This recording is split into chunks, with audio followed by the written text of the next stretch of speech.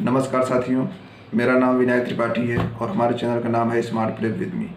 आज हम जिस टॉपिक पर बात करने जा रहे हैं, जो टॉपिक आपको समझाने जा रहे हैं, वह टॉपिक रिलेटेड है बहुत ही विवादित मैटर है, बहुत ही वांछनीय विवाद है और कह सकते हैं कि आपको सुना सुना भी लगता होगा। सरकार और सुप्रीम कोर्ट के बीच में विवाद। यह विवाद की शुरुआत कैसे होती है?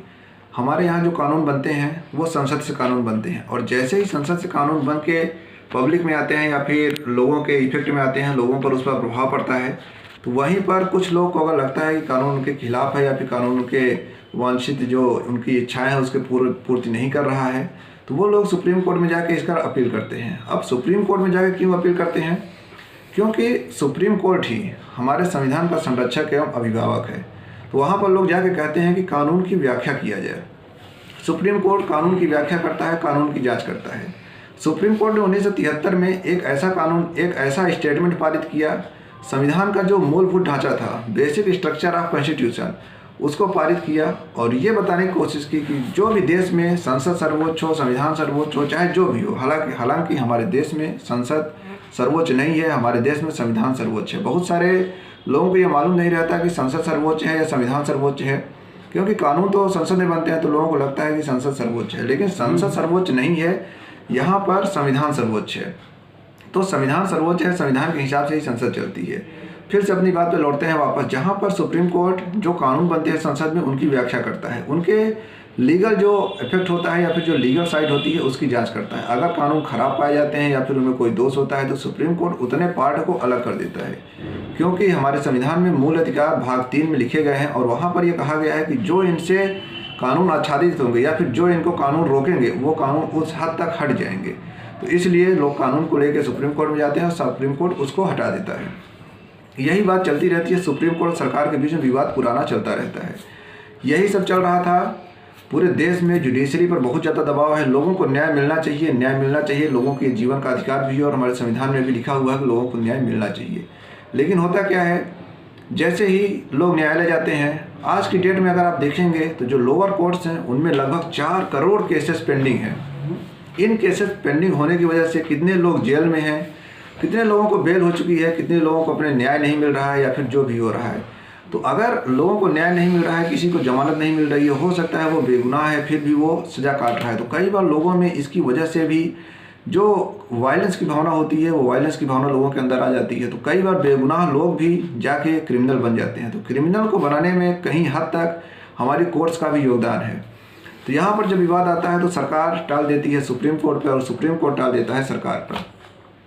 सुप्रीम कोर्ट कहती है कि सरकार ने, हमने जो नॉमिनेशन दिए थे, हमने जो प्रस्ताव दिए थे, सरकार ने उसको अलाउ नहीं किया है। लेकिन यहाँ पर देखना ये जरूरी है कि सरकार भी अपनी तरफ से कहती है कि हम लगातार मेहनत कर रहे हैं, हम लगातार चाह रहे हैं कि ये सब हो और लगातार उसमें नियुक्तियाँ हो, जो जुडिशरी की पावर है, जो स्ट्रेंथ है वो कंप्लीट हो जाए। हमारे देश के ये जो हमारा देश स्वतंत्र हुआ उसके बाद अभी 1 साल पहले ऐसा हुआ था कि सुप्रीम कोर्ट अपने स्ट्रेंथ को कंप्लीट कर लिया था। पहले 31 जजेस की स्ट्रेंथ थी, फिर 34 जजेस की स्ट्रेंथ हुई जिसको कंप्लीट कर लिया गया था। लेकिन इस समय वर्तमान में 31 जजेस हैं। यहाँ तक कि लगभग 350 के ऊपर पद खाली हैं, जो कि पोस्ट खाली हैं जजेस की, वो हाई कोर्ट में। तो जब जज ही नहीं है तो केसों का निपटारा भी नहीं हो सकता है। लेकिन विवाद यहाँ पर आके फंस गया कॉलेजियम को लेके।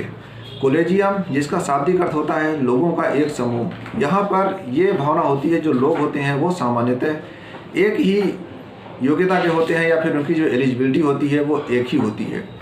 तो यहाँ पर सुप्रीम कोर्ट ने कॉलेजियम बनाया। अब कॉलेजियम की कहानी आपको समझाते हैं विस्तार से। विवाद यहीं से शुरू हो गया, क्योंकि आप जानते होंगे जैसे ही सत्ता में मोदी गवर्नमेंट आती है, मोदी गवर्नमेंट अपने एजेंडे में लेके आई थी कि जो पुराने कानून हैं, जो पुरानी चीज़ें हैं, हम उनको ख़त्म करेंगे। हम नई चीज़ों को, नए कानून को नए तरीके से उसका पूरा क्रम बनाएंगे और देश को बदल के रख देंगे। इसी क्रम में क्या हुआ, यहाँ ये मोदी गवर्नमेंट ने NJAC, national judiciary appointment commission का गठन किया, जिसको आयोग बनाया उस पर 2014 में। लेकिन 2014 में जैसे ही उसने आयोग बनाया तो आयोग में ये हुआ कि अब जो गठन होगा, जो नियुक्तियां होगी न्यायाधीश की, वो इस NJAC के माध्यम से होंगी, राष्ट्रीय न्यायिक नियुक्ति आयोग के माध्यम से होंगी। लेकिन खेल वहाँ ख़राब हो जाता है कि 2015 में एक केस में सुप्रीम कोर्ट ने कहा कि जो NJAC है ये हमारे जो कॉन्स्टिट्यूशन है उसके बेसिक स्ट्रक्चर को नुकसान पहुंचा रही है, या फिर बेसिक स्ट्रक्चर जो आधारभूत ढांचा है उससे मैच नहीं कर रही है।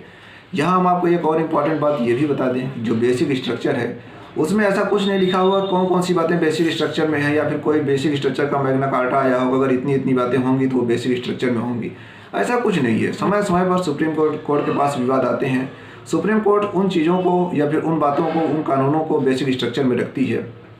जैसे हमारे देश में मौलिक अधिकारों को ख़त्म करना, या फिर जो कानून है वो एक वैलिड उसमें रहें, संविधान को नुकसान न पहुँचाएं, या फिर लोगों की जो भावनाएँ हैं, धर्मनिरपेक्षता है, ये पंथ निरपेक्षता, बहुत सारी बातों को इसमें बेसिक स्ट्रक्चर में रखा गया कि उनको नुकसान नहीं पहुंचाया जाएगा।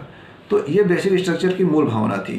तो यहीं पर सुप्रीम कोर्ट ने कहा कि जो NJSC आयोग बना है ये बेसिक स्ट्रक्चर को नुकसान पहुंचा रहा है, और सुप्रीम कोर्ट ने उसको इनवैलिड कर दिया। हालांकि ये पूरी तरह से ख़त्म नहीं हुआ, लेकिन सुप्रीम कोर्ट ने इसको अपने चलन से बाहर कर दिया।